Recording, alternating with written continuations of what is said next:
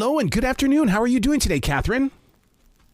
Good. How are you? Absolutely fantastic. I got to ask you, as we continue to do this every single year, we love weird stuff. And what is it about weird stuff that calms down our anxiety? You guys have got magic inside of this book.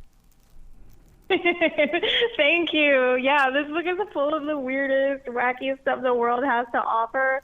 I don't know. I think weird stuff is changes the way you feel about the world. So from one moment you don't know something exists, and then you open this book and you're like, wow, the whole world has changed. I now know about this really weird thing I didn't know before. The one thing that charges me up about this book is that when young adults and younger read this book, they're not on Google reading that. And I love the fact that they've got a book in their hand and it shows them and hopefully inspires them to use their own imaginations.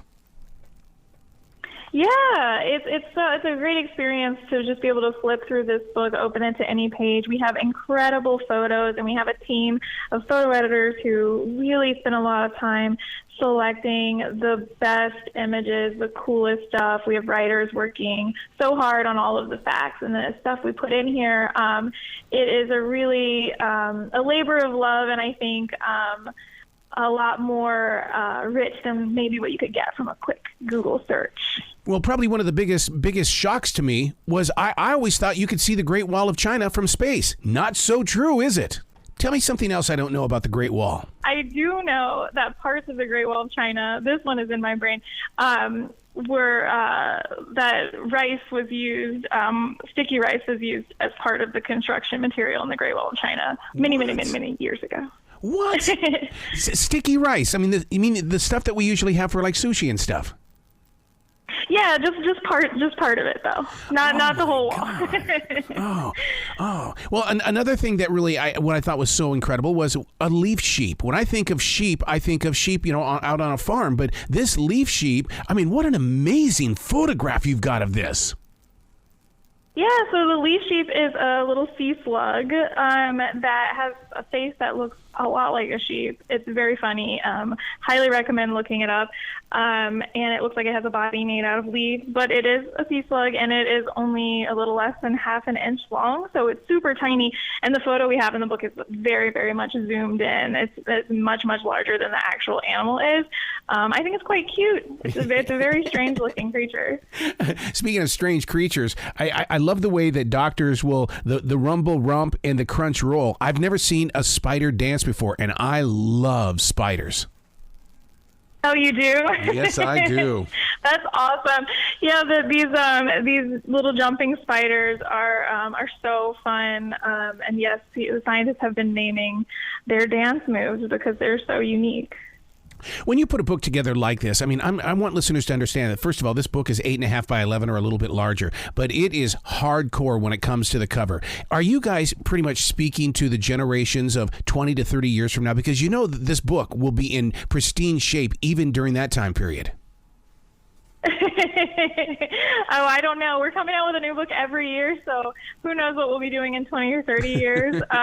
But this is quite the tome. It is a big book, hardcover, and I think built to last. So there's a lot in here that I hope some of it will still be. You never know. A lot of stuff changes, but a lot of this stuff I think will still be weird and exciting. Well, being a part of that creative team, I mean, how is it that, where is the cutoff point? Because there is so much weird in our weird lives. Yeah, it's tough. So part of my job is just to decide which weird stuff gets in the book and which weird stuff we don't put in the book, or maybe we save for a different book.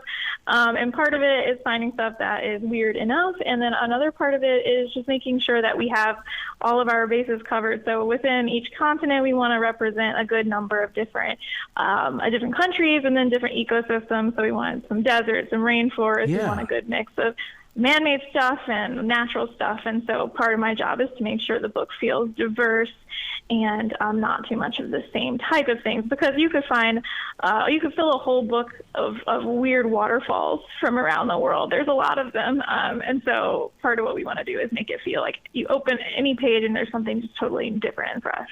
Well, even as an adult, you make me feel like Ponce de Leon or even Christopher Columbus. I go in there to explore. I'm going in there to learn something new, even at my age.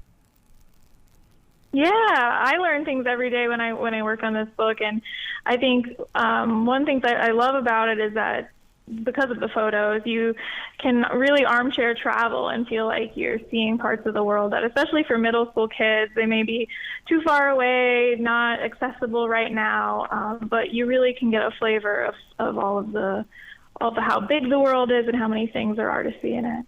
Now, I am here in the South, and we do have our beaches, and we boogie board all the time down in Charleston, but I've never heard of volcano boarding. What the heck is that all about? So it is kind of exactly what it sounds like. There is a volcano called Cerro Negro in Nicaragua where you can rent a sled, essentially, or board and sled down the side of a volcano. Wow. And I did have someone ask me, is the volcano erupting? And no, you're not sledding on lava. It's this volcanic ash, which turns out is good for sledding. So people do put on their safety goggles and their jumpsuits and sled down it, but it is a tourist attraction in the area. You know, the Twinkie has always been talked about as being the one thing that'll always be here, but now I've discovered inside this book, the fruit cake will last over 100 years as well. Yes, there's a fruit cake that was discovered in Antarctica. I forget exactly how old, but very, very, very old, 100 years or so, and they found it, and it's still, as they say, edible. I don't know. Would you try it? Yeah. You know what? I would, but it would be just a little bit of a nibble. I would have to say, just let me just try just a little bite. Problem is, I would probably like it and try to finish it. Sounds good to me. You might be braver than I am, but who knows? On a book project like this, I know that it comes out each year, but it's got to take more than a year to put something like this together.